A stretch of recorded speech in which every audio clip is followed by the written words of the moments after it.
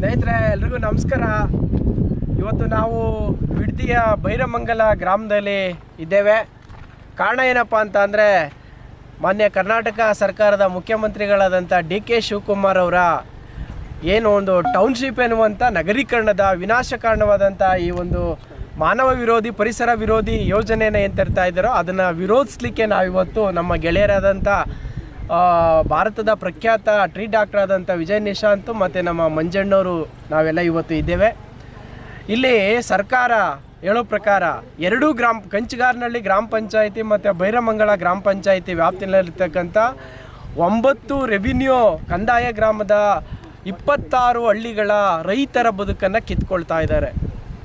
ಬಹುಶಃ ಸಾವಿರಾರು ರೈತರ ಬದುಕು ಕರ್ನಾಟಕ ಸರ್ಕಾರದ ಡಿ.ಕೆ. ಶಿವಕುಮಾರ್ ಅವರ ಹಣದಾಹಕ್ಕಾಗಿ ಬಲಿ ಆಗ್ತಾ ಇರ್ತಕ್ಕಂಥದ್ದು ಇವತ್ತು ಇಡೀ ದೇಶ ಈ ಕಡೆ ನೋಡುವಂತೆ ಮಾಡಿದೆ. ಮಾನ್ಯ ರಾಹುಲ್ ಗಾಂಧಿಯವರು ಅಂಡಮಾನ್ ನಿಕೋಬಾರ್ ಕಾಡಲ್ಲಿ ನಿಂತ್ಕೊಂಡು ಕಾಡನ್ನು ಉಳಿಸ್ಬೇಕು ಅಂತ ಹೇಳಿ ಸಂವಿಧಾನದ ಪುಸ್ತಿಕೆಯನ್ನು ಹಿಡ್ಕೊಂಡು ಎಲ್ಲ ಕಡೆ ತೋರಿಸ್ತಾರೆ.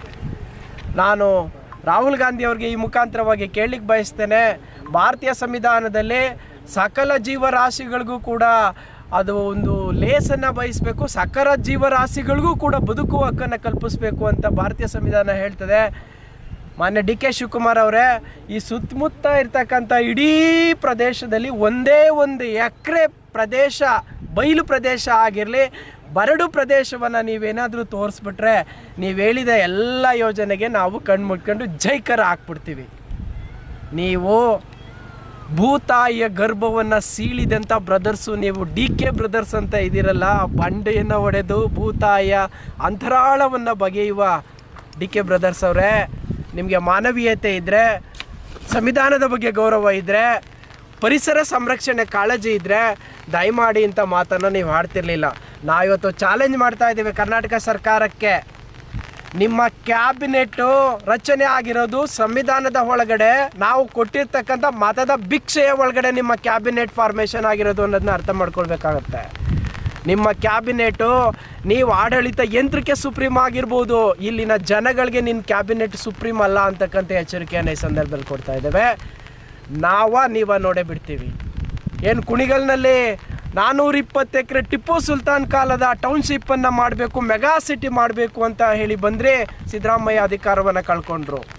ಇವತ್ತು ಇದೇ ಟಿಪ್ಪು ತಂದಿರತಕ್ಕಂಥ ರೇಷ್ಮೆಯನ್ನು ಸರ್ವನಾಶ ಮಾಡಲಿಕ್ಕೆ ಬರ್ತಾ ಇದ್ದೀರಾ ಮಾನ್ಯ ಮುಖ್ಯಮಂತ್ರಿ ಡಿ.ಕೆ. ಶಿವಕುಮಾರ್ ಅವರೇ. ನೀವು ನಿಮ್ಮ ಕುರ್ಚಿಯನ್ನು ಅಷ್ಟೇ ಕಳ್ಕೊಳ್ಳಲ್ಲ, ನಿಮ್ಮ ಅಸ್ತಿತ್ವವನ್ನು, ಬೈರಮಂಗಲ ಮತ್ತು ಕಂಚಿಗಾರನಹಳ್ಳಿಯ ರೈತರ ಬದುಕನ್ನು ಅಸ್ತಿತ್ವವನ್ನು ನಾಶ ಮಾಡೋಕ್ಕೆ ಬಂದರೆ ನೀವು ಈ ಪ್ರಕೃತಿಯಲ್ಲಿ ನಾಮಾಶೇಷ ಆಗ್ತೀರಾ ಅಂತ ಪಾಠವನ್ನು ನಾವು ಕಲಿಸ್ತೇವೆ. ನಾವು ನೋಡೇ ಬಿಡ್ತೇವೆ ಅಂತಕ್ಕಂಥ ಚಾಲೆಂಜನ್ನು ಈ ಸಂದರ್ಭದಲ್ಲಿ ಮಾಡ್ತಾ ಇದ್ದೇವೆ. ಈ ಒಂದು ಹೋರಾಟ ಇವತ್ತು ಕೇವಲ ಬೈರಮಂಗಲ ಹೋರಾಟ ಆಗಿಲ್ಲ, ಇವತ್ತು ಇಡೀ ಭಾರತದ ಹೋರಾಟ ಆಗಿದೆ. ಇವತ್ತು ಕೇಂದ್ರ ಸರ್ಕಾರದ 3 ಕಾಯ್ದೆಗಳನ್ನು ಮಾನವ ವಿರೋಧಿ ಮತ್ತು ರೈತರ ವಿರೋಧಿ ಕಾಯ್ದೆಯನ್ನು ತಂದಾಗ ಪಂಜಾಬಿನ ರೈತರು ಮೋದಿ ಸರ್ಕಾರಕ್ಕೆ ಏನು ಎಚ್ಚರಿಕೆಯನ್ನು ಕೊಟ್ಟರು ಅಂತಕ್ಕಂಥದ್ದಿಲ್ವಾ? ನಿಮ್ಮ ರಾಹುಲ್ ಗಾಂಧಿ ಹೋಗಿ ರೈತರ ಹೋರಾಟಗಳಲ್ಲಿ ಎಷ್ಟು ಭಾಷಣಗಳನ್ನ ಮಾಡಿದ್ದಾರೆ, ಎಷ್ಟೇ ಭಾಷಣ ಮಾಡಿದ್ದಾರೆ.